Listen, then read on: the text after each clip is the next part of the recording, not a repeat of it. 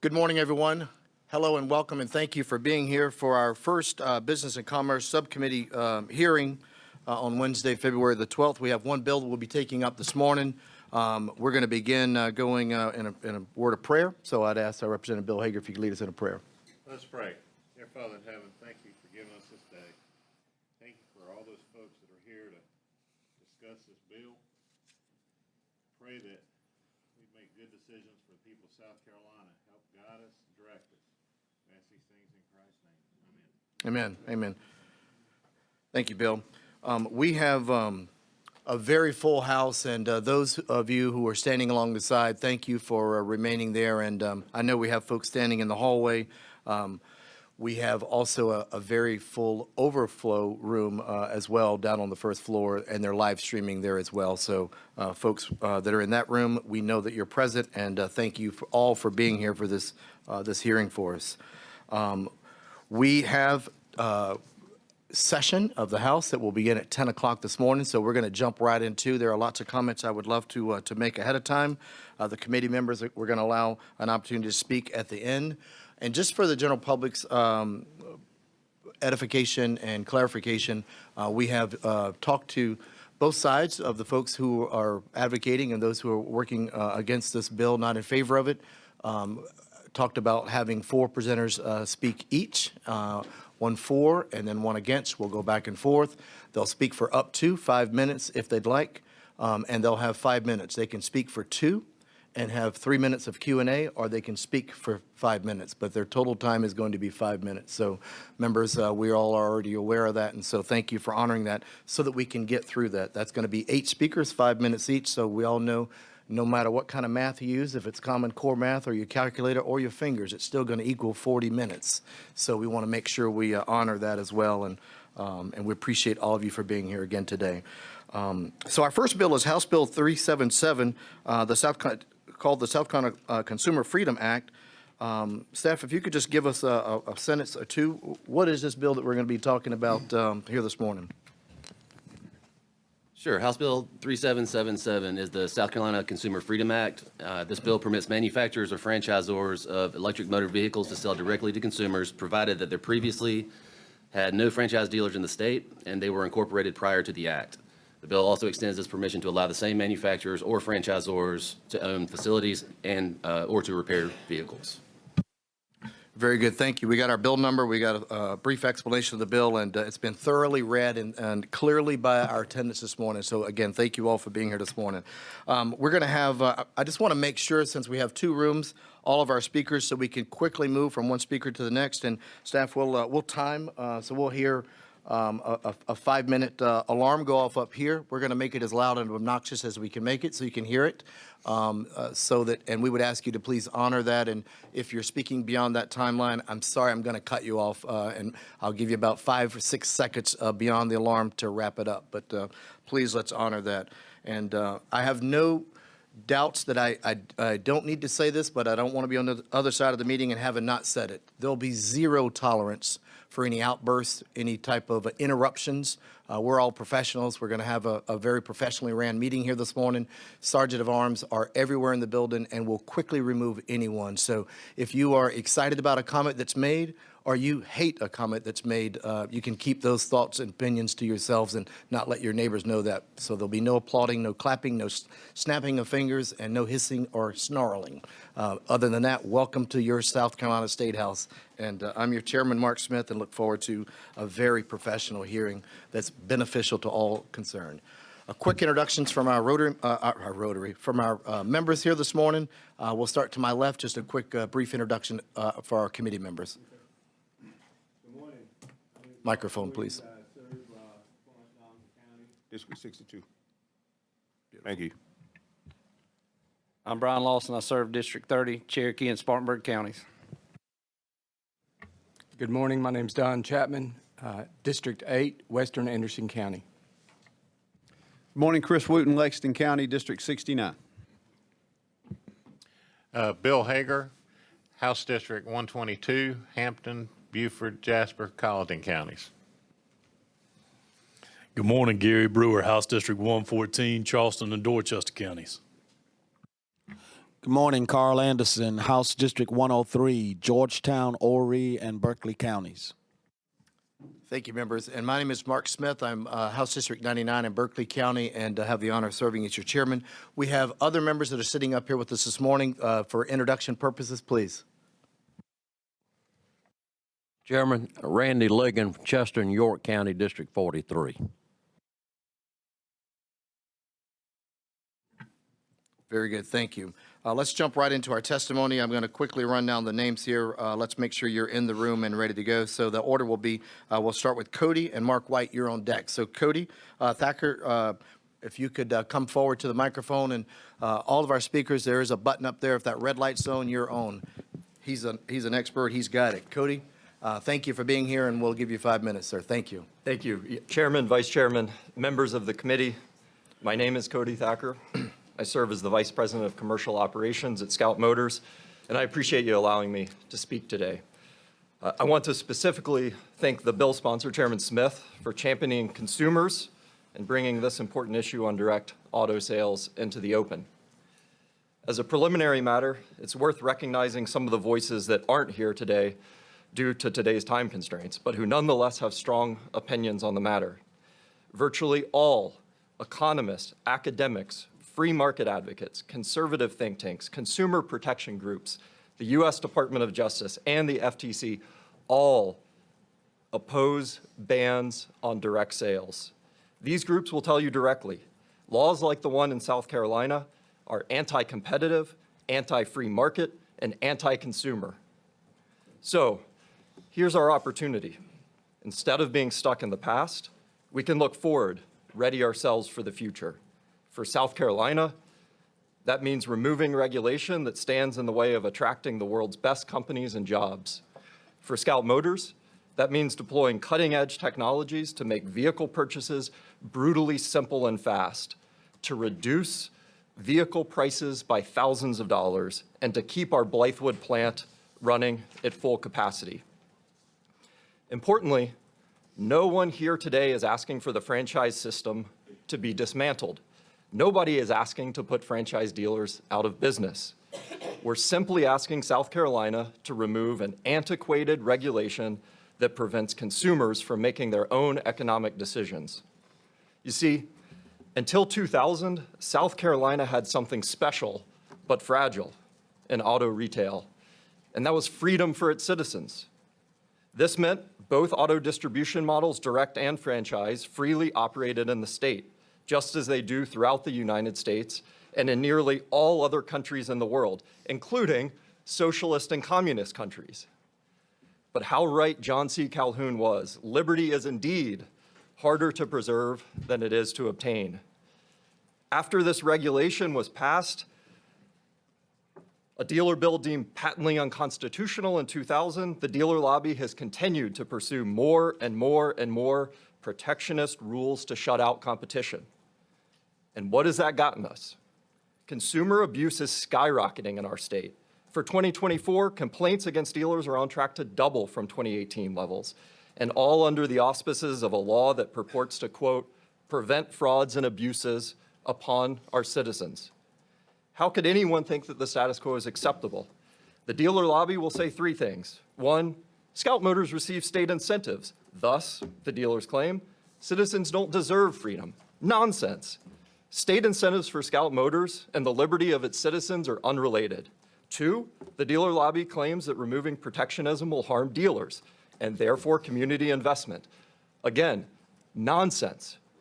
A, the bill does not touch any dealer with an existing franchise agreement. In all the states and all the countries around the world where direct sales are permitted, franchise dealers continue to thrive. And B, we're also here in the South Carolina community, paying taxes, sending our kids to Little League, participating in charitable causes. Thousands of us, look around the room, are your neighbors too, just like the franchise dealers. Now third, and this gets to the truth of the matter, the dealers vocally and publicly claim that this bill would add competition to the market. Yes, yes it does. We want competition in the market. Competition is good. Why would any of us be opposed to consumer choice, lower prices, and curbing the abuses under current law?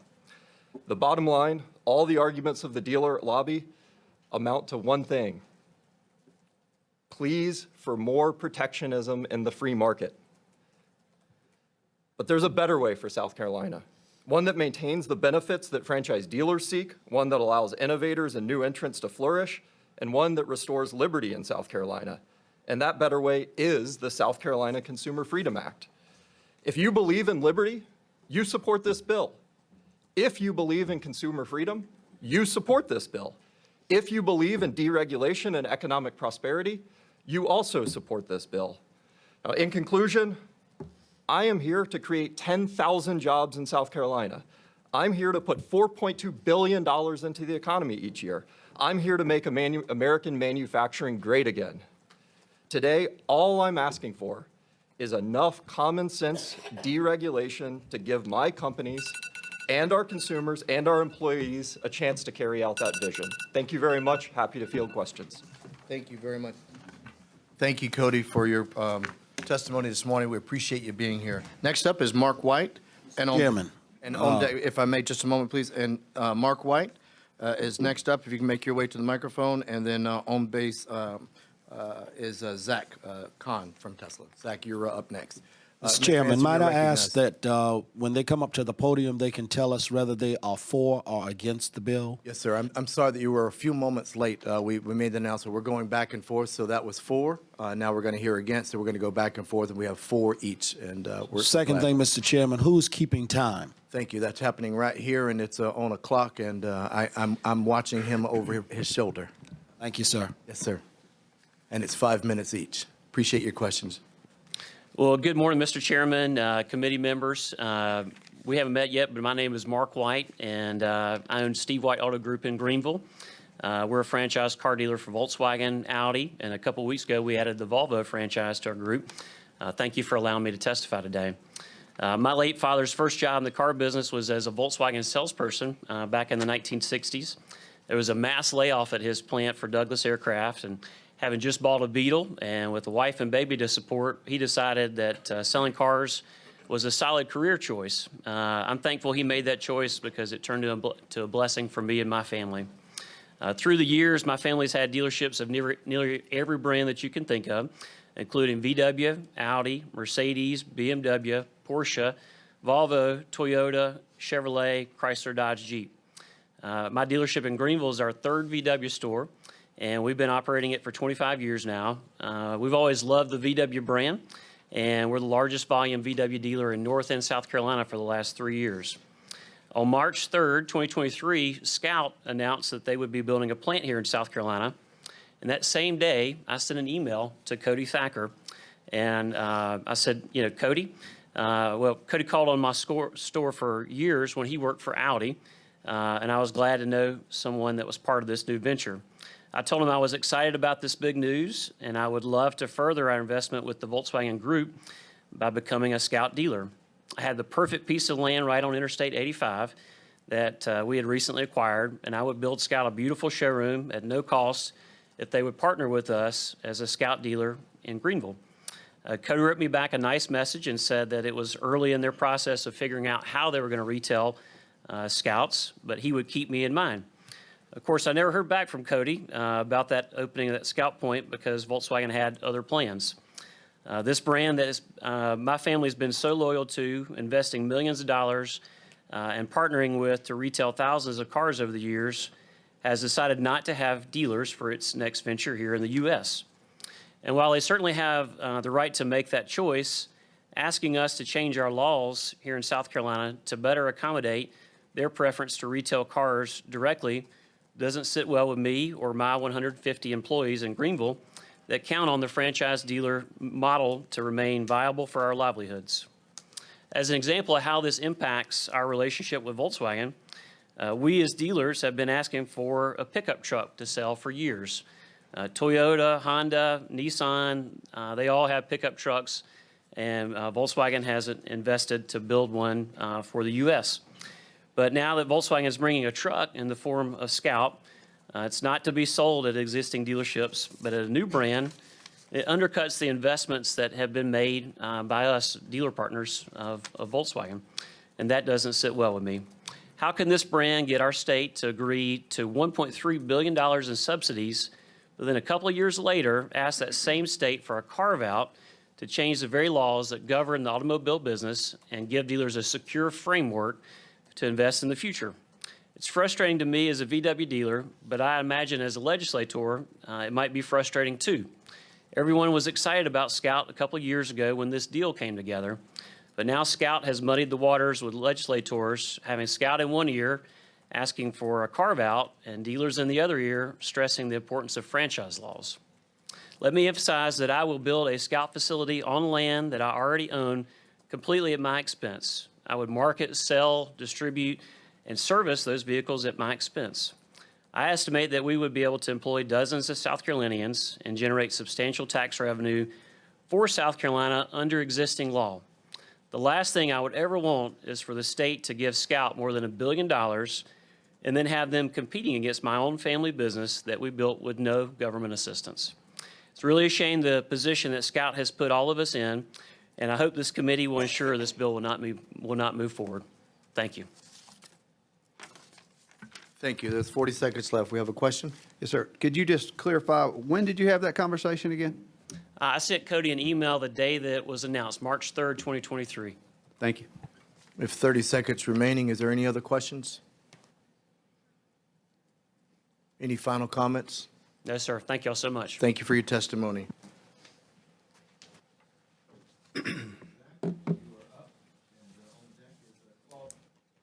On deck is Claude Burns. Thank you, Zach. Good morning, Chairman Smith, Vice Chairman Anderson, distinguished members of the subcommittee, and thank you for the opportunity to testify today in support of H 3777. My name is Zach Kahn. I'm a senior managing policy advisor at Tesla. Tesla is a proud American electric car company that has completely transformed the car market globally since we delivered the first Tesla Roadster more than 15 years ago. Tesla's created a sales experience completely unlike buying a car in a traditional dealership. There are no gimmicks, no endless negotiation with several trips to speak to their manager, or intense pressure to leave with a new car. Instead, we spend time educating customers on our new technology, answering questions, and preparing them for EV ownership. We offer uniform, transparent pricing and do not look at our service operations as a profit center. This model is central to Tesla's mission and a key factor in our success. States that have allowed for innovation in the way cars are distributed have enjoyed the job growth and revenue that comes with new businesses coming to the state while not hurting franchise dealers' revenue or jobs. South Carolina is one of the few remaining states whose laws prevent market competition and block innovative, well-paying jobs from being created locally. Even with that limitation, Tesla has sold more than 13,000 cars to South Carolinians who have been forced to drive to North Carolina, Tennessee, or Georgia to pick up the car that they wanted. This is unfair to South Carolinians and is quite contradictory to the state's strong history of supporting the free market, consumer freedom of choice, and innovation. Franchise laws were never intended to dictate that every new car must be sold through a franchise dealers.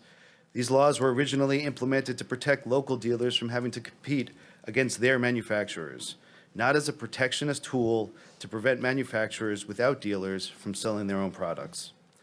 In 2014, the director of the Federal Trade Commission's Bureau of Competition noted, and I quote, "Instead of protecting, these state franchise laws become protectionist, perpetuating one way of selling cars, the independent car dealer.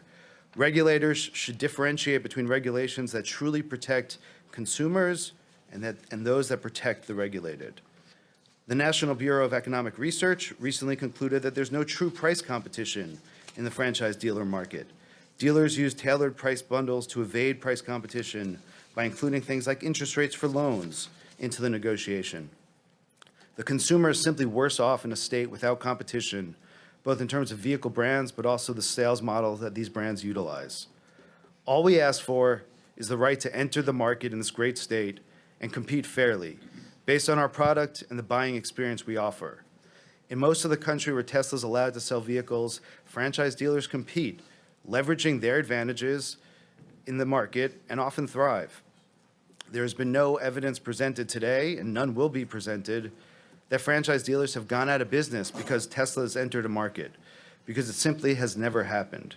This includes states like California, where we have 50 or 60 dealerships, and states like Florida, where we have 30 dealerships. South Carolinians deserve the right to choose the car they want to drive without being forced to drive out of their state to purchase and pick it up. Tesla wants to invest more money in this state to build out sales, service, and delivery centers, to hire and train dozens of employees, and to continue to build out this state's charging infrastructure. While we have already invested millions of dollars building the 376 charging stalls we have at 33 locations across South Carolina, Tesla wants to be a much bigger part of the impressive South Carolina economic success story, but we have to be welcomed in this state in order to do so. Thank you for your consideration of this bill and for providing an open forum where discussion can be had to further advance this consumer freedom and consumer choice issue. I encourage you to pass H3777 and get it to the governor's desk so we can come back here and celebrate the creation of new jobs, new investment, new real estate, and more vehicles sold to consumers and more choice a year from now. Look forward to answering any questions you have in the 35 seconds I think I have left. Thank you for your testimony. Is there any questions? We have about 35 seconds left. Thank you. First of all, thank you for coming and sharing. Quick question here as it relates to how many manufacturing-owned dealerships we have now in you guys have? Across the country? Here in the United States. I would probably say in the order of magnitude of 500. I'd have to go run the numbers. I don't have the exact numbers. I know in states that nearby, in Georgia, we're limited to 6. Or 5. North Carolina, we have 6. Tennessee, we have 3 or 4. Florida, we have about 27. So you do have some scattered out throughout the southeastern. Correct. Thank you for your question, Robert, and thank you for answering that question. We appreciate that. We're going to hold tight to our timeline so we can give everyone a chance. Zach, again, thank you for your testimony. Claude, you're up, and on deck is going to be Edie Willard. Hi, I'm Claude Burns, and I own Burns Chevrolet Cadillac in Rock Hill and Burns Ford of York. I'm here to try and explain what is a franchise dealership in South Carolina, new vehicles. We have approximately 300 dealers, just under 300 new vehicle franchise dealers in South Carolina. And what we do is we get together with the manufacturer, and manufacturer gives us a territory that we sell and service vehicles in, and then they set specific requirements of what we have to do in terms of facilities and other investments, training, so forth. We have approximately 17,000 direct employees in South Carolina new vehicle dealerships. We have approximately $316 million in state and local taxes that dealers pay annually. We have about a $1.15 billion payroll each year. We additionally pay about $277 million in federal payroll taxes each year. And we've got dealers located in most every community in the state. We have the opportunity, if we're successful, to make about 2 to 3% net profit on sales. And for all that, we provide services to our customers. We look around and it's pretty much an adversarial mandate opportunity with the manufacturers, and it's been good to our family. But I look at Scout, and their website says that they have the backing of Volkswagen Group. And then they say new zonal architecture built by the Volkswagen Group. Well, guess what? They've already got 8 VW dealerships in the state. They've got 3 Audi dealerships in the state, and they've got 4 Porsche dealerships in the state. Now, Scout, if they knew what they were doing before they came here, they knew what South Carolina law was.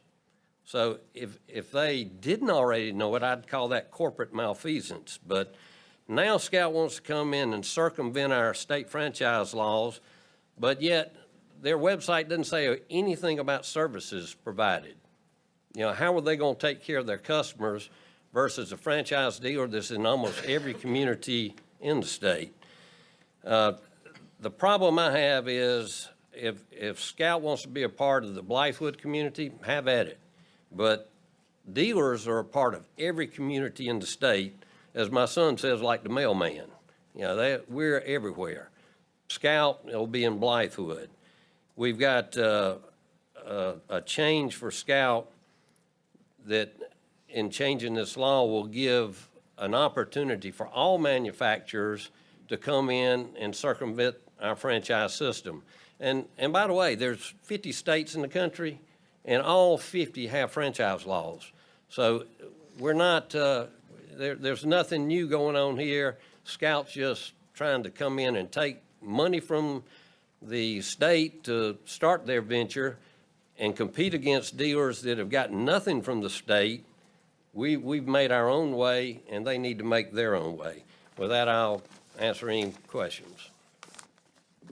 Thank you. Looks like about a minute, 46 seconds left. Members, any questions? You're recognized. Thank you, Mr. Anderson. Mr. Burns, Yes, sir. thank you for being here today. Do you think for 1 minute that Scout Motors did not check out South Carolina franchise law? As I said, it'd be corporate malfeasance had they not checked that before they decided to locate in South Carolina. Thank you. Ms. Williams, did you have a question? No, I'm good. Okay, very good. Your microphone's on, Ms. Williams. We have a minute left. I'm going to recognize Ms. Hallman for a question. Well, I have a question for the gentleman that just sat down. No, ma'am. I can't do that? No, ma'am. Okay. Thank you. Yep. Mr. Wooten's recognized for a question. Yes, sir. Mr. Burns, thank you. Did you say, I do realize that we've talked about some of the similar things. I remember years ago when Lexus came to South Carolina, they went to all their top-end Toyota dealers, if I'm not mistaken, and offered them a franchise opportunity. And you just stated that there was 15 other subsidiaries of Volkswagen that have dealers in South Carolina. Are you aware if Scout went to any of those existing dealers and offered them the same opportunity? I have no awareness of that. Okay, thank you. Any final thoughts? You got 15 seconds. I think that the state has been served well by the franchise system. My family's been, if we make it to July 15th, we'll be 102 years. And I think we can keep going after that. I don't think any changes need to be made. Thank you. Thank you for your testimony. While Edie Willard is coming up for our next testimony, Robert Cruz is on deck. And I do want to say publicly that we did receive written testimony. So, and I apologize, I'm probably going to mispronounce this first name. It looks like Lil Ani Munter. Your written testimony was received, and all members have a copy of it. So thank you for that. And Ms. Edie, while you're coming up, I do want to recognize we have a couple members that have stepped into the room. Ms. Harriet Hallman, Roger Kirby, Davey Hyatt was here, April Cromer, and Terry Alexander. So did I miss any members that I haven't over here? Yeah, thank you very much for being here. Yeah, thank you all. And you have 5 minutes, and thank you for being here, Ms. Willard. Yes, sir, Mr. Chairman. Thank you so much for having me. Mr. Chairman and members of the committee, thank you for the opportunity to speak today in strong support of House Bill 3777, the South Carolina Consumer Freedom Act. Can y'all hear me okay? Okay, sorry. My name is Edie Willard, and I am the former chair and current state executive committee woman of the Richland County Republican Party. I believe this legislation represents a critical step forward for the core conservative South Carolina values of freedom, competition, and economic prosperity. At its heart, the South Carolina Consumer Freedom Act is about empowering South Carolinians to make their own choices, free from unnecessary government overreach. On his first day in office, just 3 weeks ago, President Trump signed an executive order that calls on the United States to promote true consumer choice by ensuring a level regulatory playing field for consumer choice in vehicles.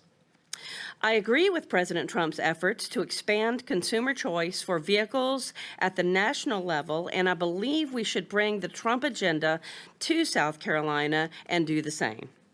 House Bill 3777 offers a prime opportunity to deliver on President Trump's agenda by cutting bureaucratic red tape that stifles innovation and limits options for consumers. We have seen this play out time and again. Overregulation only serves to benefit entrenched special interests while shutting out competition and restricting the choices available to everyday people. Entrepreneurs and job creators like Elon Musk have shown how important it is to break free from outdated and excessive regulations. His leadership at the Department of Government Efficiency, or DOGE, exemplifies the kind of innovation that flourishes when government streamlines its processes.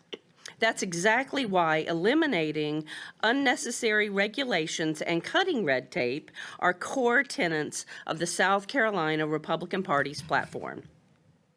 Additionally, as we push forward with much-needed tax reform in South Carolina, this legislation would open up another revenue stream that would allow us to further reduce income taxes.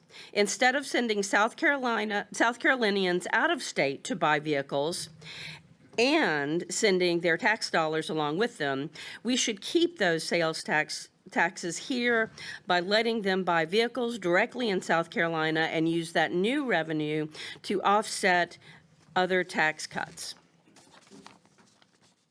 Finally, it's important to note that this bill will not impact existing franchise dealers. It only applies to new automakers who want to try a direct sales model, the very kind of innovation a free market should encourage rather than prohibit. If franchise dealers believe their business model is better, they should have no concerns about this bill because it would mean consumers can continue to choose them. However, if the direct sales model turns out to be better for consumers, then our citizens can choose that new option instead. That is the beauty of the free market competition, and our focus should always be what's best for the citizens of the great state of South Carolina. The South Carolina Consumer Freedom Act reflects the values that have made South Carolina strong: free markets, personal liberty, and economic competition. I urge this committee to stand on the side of consumer freedom, stand with President Trump, stand with Governor Henry McMaster, and stand with Elon Musk by supporting this bill. South Carolinians deserve the right to make their own choices, unburdened by unnecessary big government regulations. Thank you.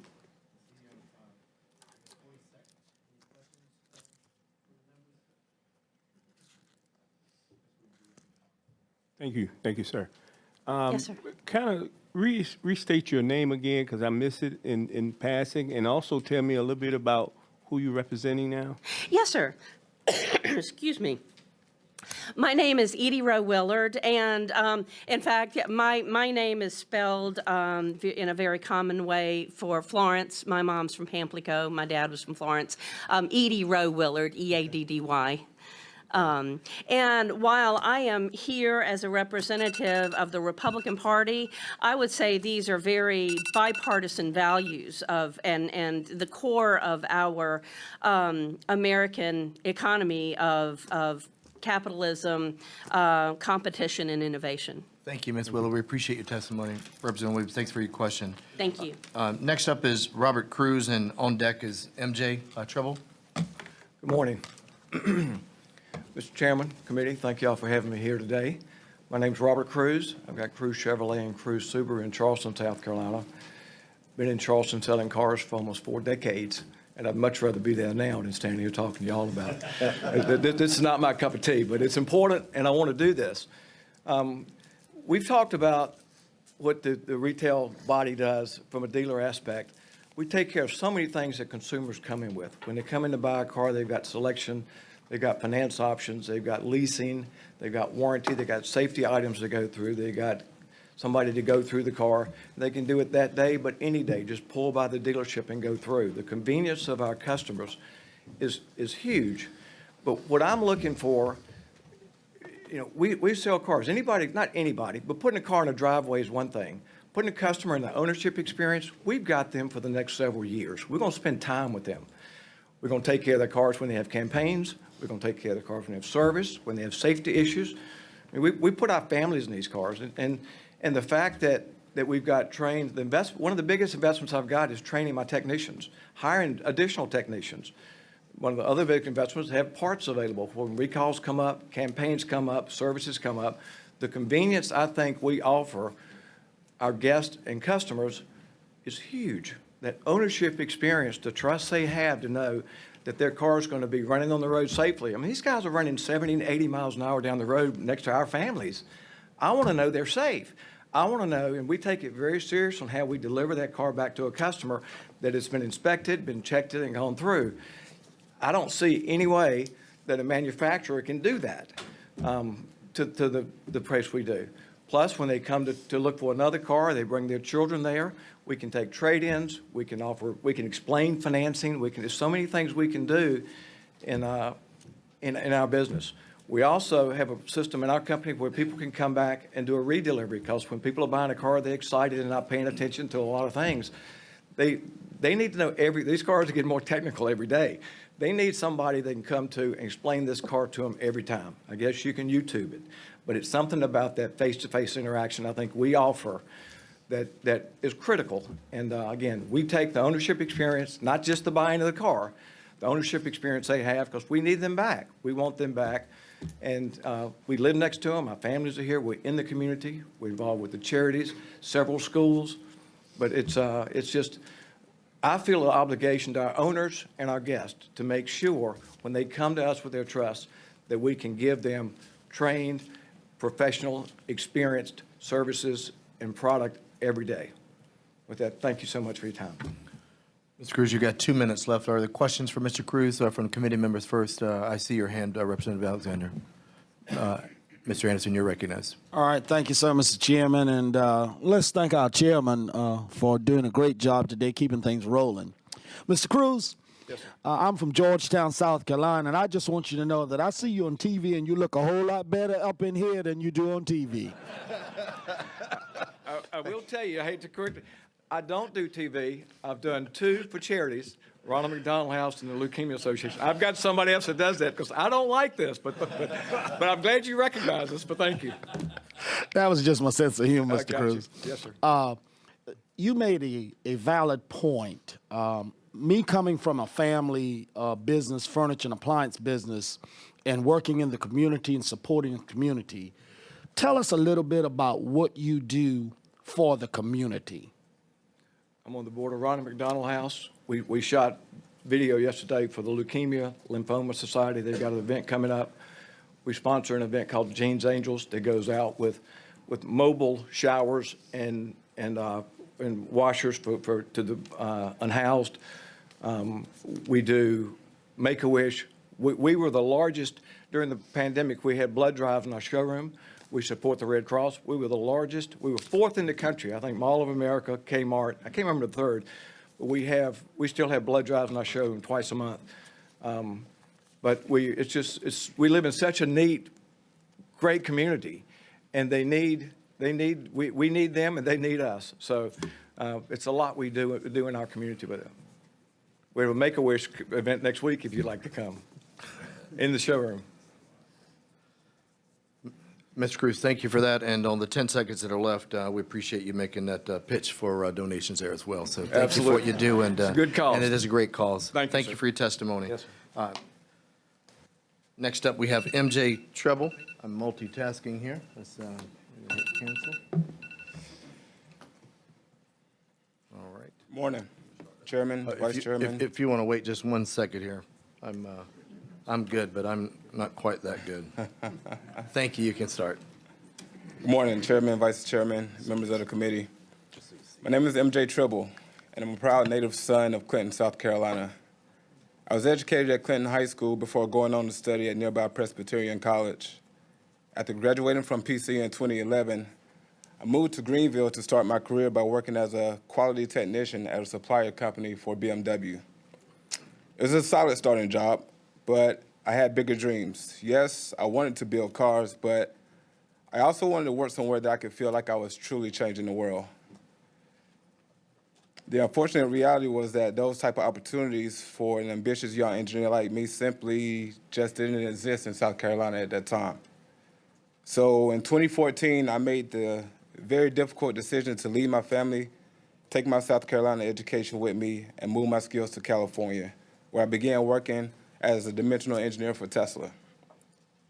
Over the next decade, I was fortunate to contribute to the growing EV industry and gain tremendous learning opportunities all across the globe. First at Tesla, then at NIO, a Chinese EV maker with headquarters in Shanghai, and then at another EV startup in Arizona, Lucid Motors. But I yearned to return home to South Carolina because I don't want to build China's automotive industry. I want to build America's. I don't want to help California nor Arizona grow. I want to help South Carolina grow. The reality is, I'm a country boy at heart, and I've always wanted to give back to the community that raised me, if I could just get that opportunity to do so. So imagine my excitement when I saw that Scout Motors had selected South Carolina, my home, as the location of its production center. Finally, I would be able to come back, apply my skills in my home state, and be close to the family, all while working for a groundbreaking company that's revitalizing an iconic American brand and restoring American manufacturing jobs. The past 14 months as an engineer manager with the growing Scout team here in Columbia has been profoundly rewarding. I believe we're building something special here, something that all South Carolinians can be proud to call their own. Unfortunately, because of outdated regulations that force all South Carolinians to go through franchise dealers, including South Carolinians like me who will be making these vehicles, we won't be able to call these vehicles our own without traveling out of the state. Surely you can see how that makes no sense at all. By recruiting Scout Motors to South Carolina, you've ensured that kids like me who grow up here won't have to leave the state to pursue economic opportunity and live out their dreams, and I thank you for that. But if this direct sale ban remains in place, you're also ensuring that all South Carolinians will still have to leave the state just to buy the very vehicles that I'm helping to make. I'm here today as a South Carolina success story to ask you to please let the people in my state purchase the vehicles we're working hard to build. Let me, let my family, let my friends, let our community take advantage of the investment that Scout Motors is making in South Carolina by giving us the freedom to buy these vehicles. And let me be clear, we should also let South Carolinians buy the other vehicles I helped make at Tesla and Lucid too. It's time for South Carolina to embrace the future by passing the SC Consumer Freedom Act. And if I can leave you with one thing is that we have the power to do this. We do. Everyone in this room, we have the power to do this. And the best way to predict the future is to create it. Thank you. MJ, thank you for your testimony. There's about a minute left. Are there any questions for MJ on either side? Representative Chapman, you're recognized. Thank you for your testimony. So based on what you're saying that 100% Scout Motors will not allow any of the current dealers that are under Volkswagen to sell these vehicles in South Carolina? That's not what I'm saying. Okay. Could you clarify? What I'm saying is we have a huge opportunity here to still sell our cars just as the franchise dealers. We're not trying to make the franchise dealers stop selling cars. We just want an opportunity to do the same thing. Okay.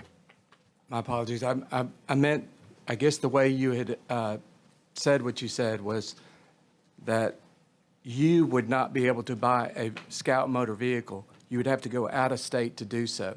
So by saying that, are you saying that Scout Motors will not allow the VW dealers to sell the vehicles in South Carolina? I'm not sure of that, but I'm just thinking that if we can't do it here, then we have to pick another state to do it. MJ, thank you very much for your testimony. Appreciate you being here today. Thank you. Sims Floyd is our next speaker. Mr. Chairman, I've got these packets with copies of a lot of the documents that I'll refer to. Can I? If you leave them there, we'll have staff pick them up, and Okay. your 5 minutes has started, and we'll pass those out. All right. Well, dear we'll Lord, let you let's go roll. right now. All right. Thank you. Man, serious about it. All right. Good morning, Mr. Chairman. I'm Sims Floyd, the Executive Vice President of the South Carolina Automobile Dealers Association. I appreciate the committee's time. Let's go ahead and get to some basic facts and put those in place as a baseline to work from so we can make a good decision today. Fact number one, Scout is wholly and solely owned by Volkswagen. There's no reason to deny that. Fact number two, Volkswagen is the second largest automaker in the world. Fact number three, Scout Volkswagen knew or should have known the laws in South Carolina when they agreed to build a factory in South Carolina. Fact number four, free market is not free cash. Despite popular opinion, Volkswagen received $1.3 billion in incentives and loans to be a manufacturer in South Carolina and build cars, not to then become a retailer and compete against their own retail dealer network. Fact number five, this is in fact not a freedom of choice bill for the consumer. That is just a cloak to hide Volkswagen and Scout's true intent, which is they want to carve out to compete against their own dealer network and also other manufacturers in South Carolina.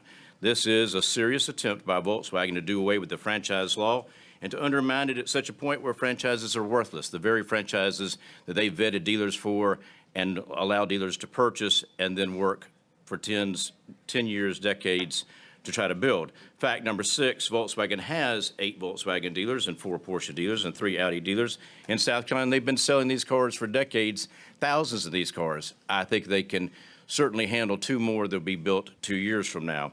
And lastly, this legislation is not relevant, Mr. Chairman. In South Carolina, when we propose a bill, it's to solve a problem. There's not a problem here. This is a choice issue for Volkswagen.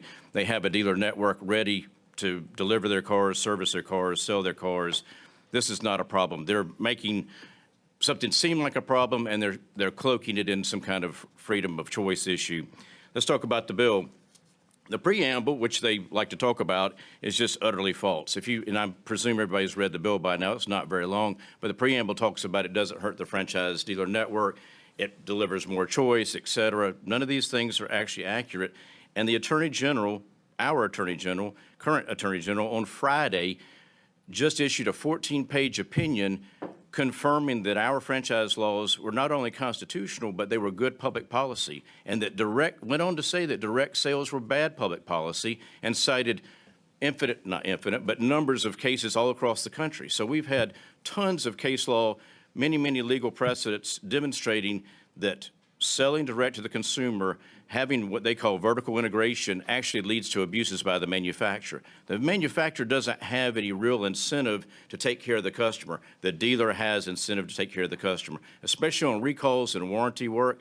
For the manufacturer, the best deal is to deny the claim.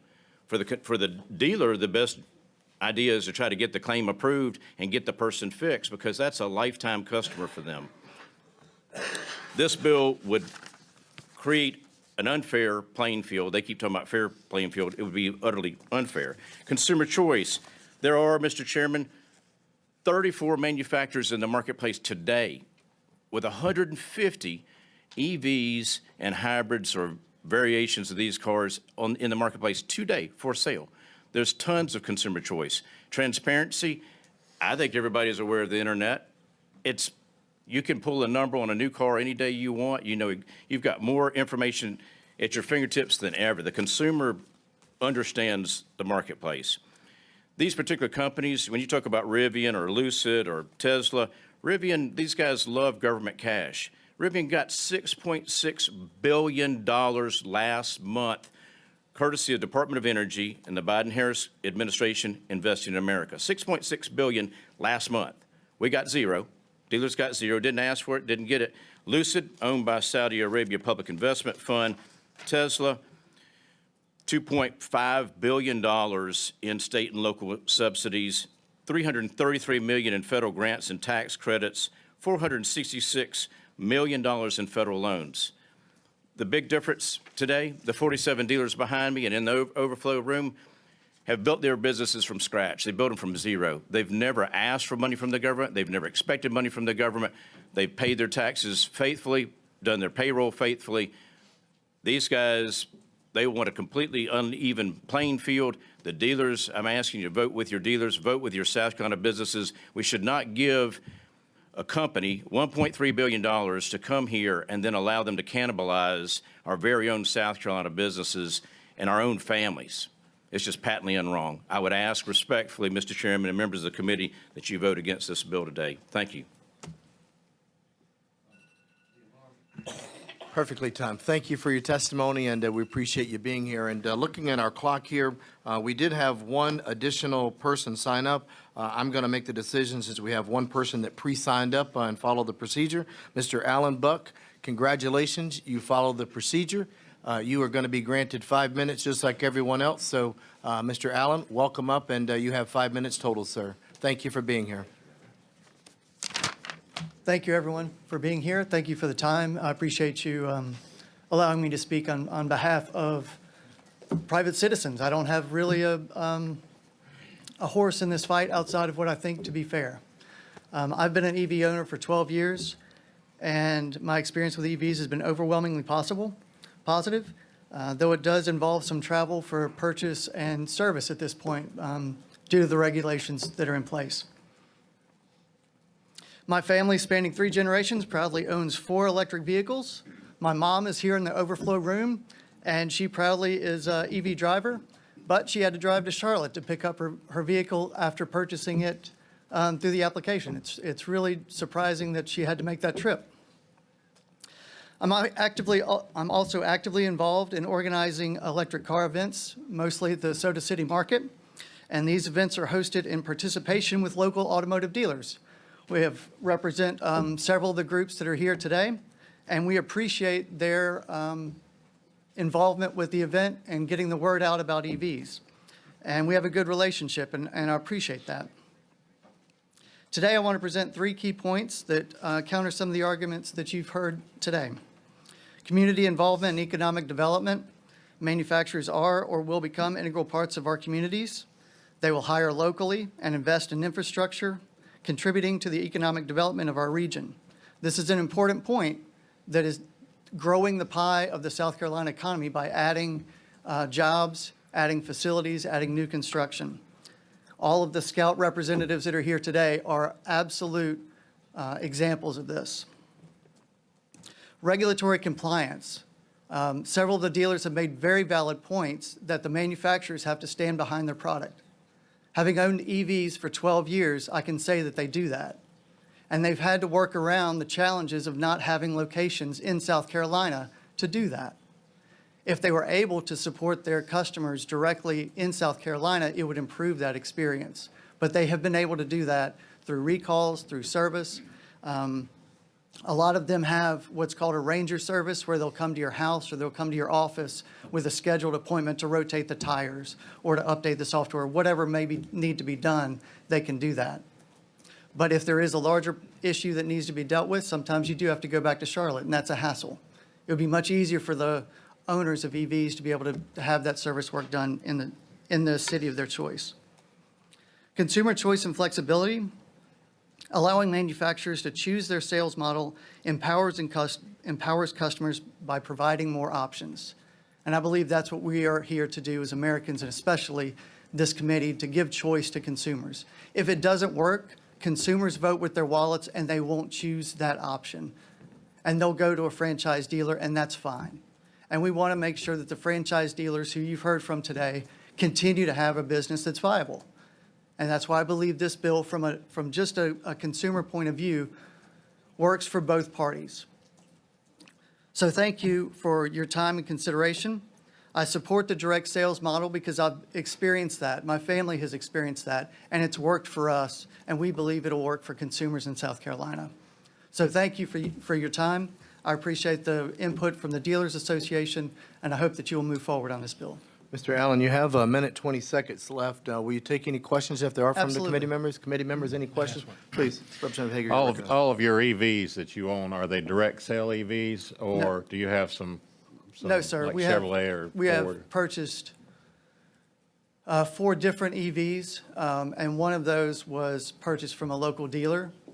I'm not going to say which one, but the service from that dealer has been less enjoyable than the service from the direct manufacturers. Thank you. Any other questions from the committee? You're recognized. Thank you. Mr. Williams. Yes, thank you for being here, and I really appreciate your remarks. However, I think do FMW is owned by Scott's Motors or Scott's owned? I'm not a lawyer, You're sir. not a lawyer? I don't know the ownership structure of the Okay. different vehicle organizations. Okay, you just a I'm regular just a regular citizen consumer, yes, sir. saying that you're in favor of EV. I'm in favor of the direct sales model that allows manufacturers to provide an alternative to our local citizens, yes, sir. Okay, thank you. Mr. Buck, again, thank you very much for coming, and thank you for signing up earlier. We appreciate that very much. Thank you very much. I appreciate the opportunity. We are now moving into a very brief discussion period. Are there any comments from any of the members that want to be made? I recognize Mr. Anderson. Thank you, Mr. Chairman. Thank you, members and those who are visiting with us today. We've heard a lot. We've heard 9 testimonies today, which were all good. Thank you, Mr. Chairman, for your system of setting up, and I want to thank the staff also. We heard some things today. We heard some for and some against. My basic thing is, what are you putting in the community? If you have not put anything in the community, then that speaks for itself. The other part to that is, we've heard what we've given Scout Motors, $1.3 billion plus, and our dealers are crying. My dealers are making statements to me. I've been a GM man all my life until I got a Mercedes, and then I still got a GM. I got an 04, 298,000 miles that I drove here yesterday. I get my service. My dealer knows me. I know my dealer. You know, they put back into the community. What we have given already as South Carolinians to make the deal with Scout Motors coming here has already been done. But let's look at this thing and let's be fair. It's not fair for us to give that kind of money and, hey, we're going to boot our dealers out. Our dealers ought to have the opportunity of being here and staying here because they work very hard and they support our communities. Thank you. Mr. Wooten, Mr. Chairman.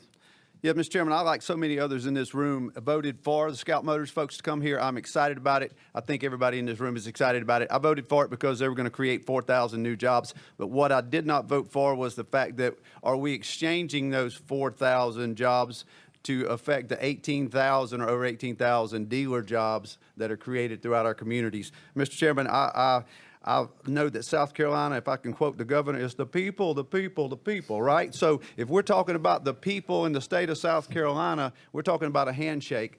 And I will give you a prime example. My daughter's at Clemson. She broke down. Who did I call? I called Ryan Norris at Toyota of Easley. He sent a crew. He picked her up, gave her a car, got her back to Clemson. My daughter's safe. That's the kind of things we get. We get handshakes from the Pendarvises. We get handshakes from the Herndons.